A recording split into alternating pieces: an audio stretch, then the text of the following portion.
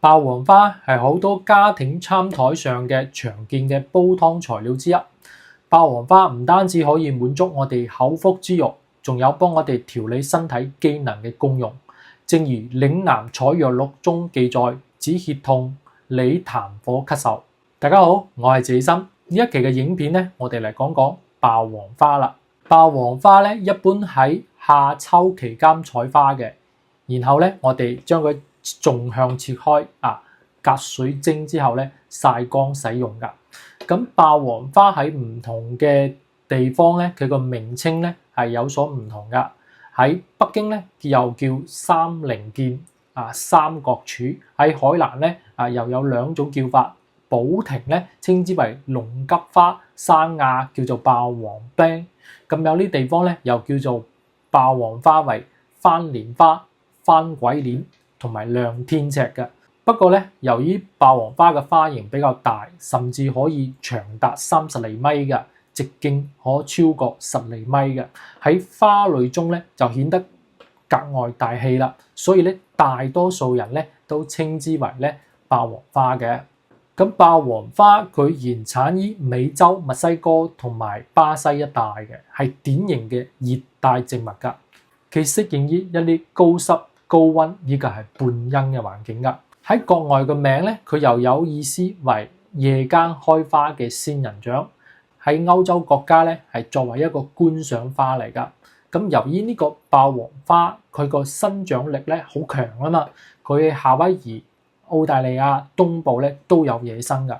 咁我哋台灣咧係以1645年咧由荷蘭人咧引進呢個爆黃花㗎，後嚟咧就擴展到呢個福建同埋廣東呢地方啦。咁到而家咧，我哋爆黃花咧佢亦廣泛種植於我哋嘅廣東、廣西、福建、海南等沿海嘅地區，其中咧以我哋廣東嘅廣州、肇慶、佛山呢啲為主要嘅產地㗎。咁有啲朋友問佢自身爆黃花佢有乜嘢營養咧？咁第一點，爆黃花嘅鈣嘅含量咧係為每千克嘅爆黃花有961.27微克㗎，係黃花菜嘅2倍多，係其他常見嘅蕪類或者係藻類乾菜嘅5倍至10倍㗎。為鈣嘅良好來源嚟㗎。咁鈣咧對於我哋形成同埋維護呢個骨架咧，預防我哋小兒居瘤病智齒以及我哋成人嘅骨質損化或者係我哋嘅骨質疏鬆都有比較好嘅作用啦。所以我哋喺烹飪呢個爆黃花嘅時候咧，我哋要注意呢個原料嘅合理嘅搭配，同埋咧我哋嘅烹調方式咧都可以合理嘅選擇。例如我哋可以同一啲富含維生素 D 同埋咧呢個蛋白質嘅動物性嘅原料配伍㗎。採用一啲燉同埋咧小火嚟蒸嘅方法，都可以促進我哋鈣嘅吸收㗎。另外咧，我哋都要避免同嗰啲植酸或者係草酸含量比較高嘅植物性嘅原料一齊烹調㗎，從而咧避免形成不溶性嘅鈣鹽，減少我哋鈣嘅吸收㗎。第二點。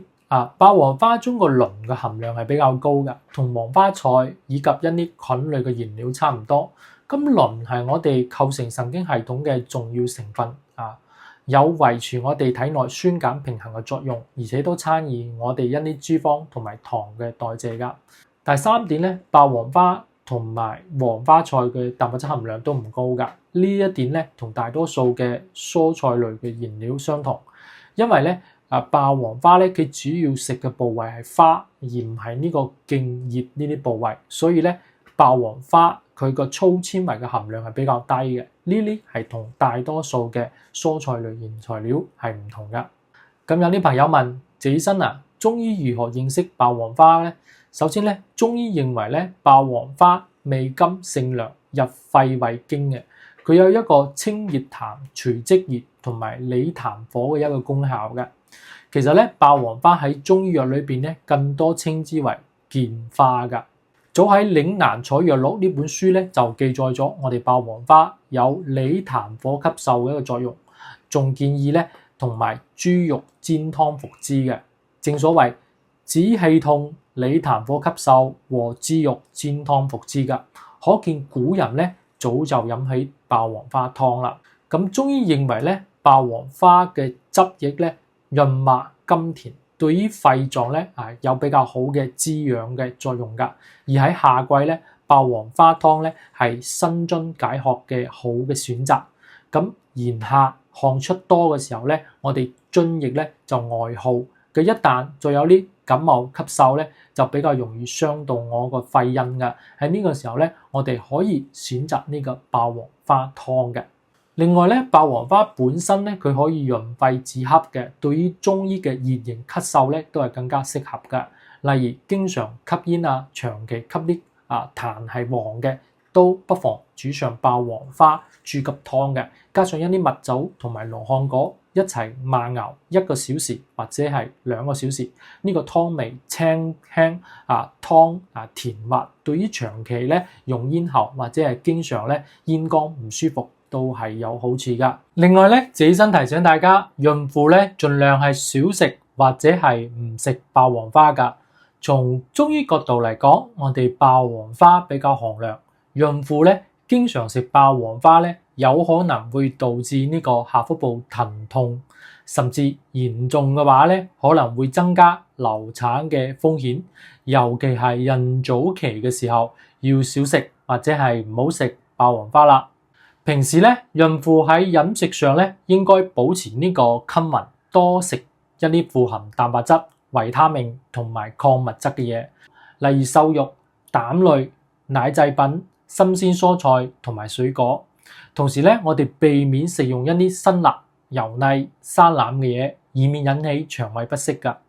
另外咧，我哋喺食用霸王花嘅時候咧，盡量唔好同辛辣以及油膩嘅嘢一齊服用㗎，比如肥肉、芥末等，因為一齊食用咧，從中醫角度嚟講，可能會影響呢個藥性㗎。另外咧，脾胃虛寒嘅朋友咧，都要盡量少食或者係唔食霸王花㗎，食多咗可能會導致呢個脾胃虛寒嘅症狀加重㗎。同時咧，部分嘅老年嘅朋友因為身體嘅機能逐漸衰弱，佢嘅新陳代謝減緩，佢容易出現一啲鈣質流失同埋體質下降嘅情況。咁飲太多嘅霸王花湯咧，可能會加重身體負擔呢點係要注意嘅。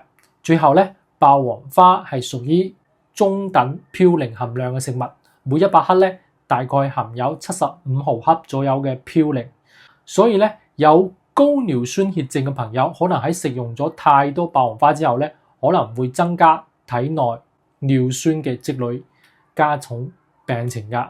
咁多謝大家。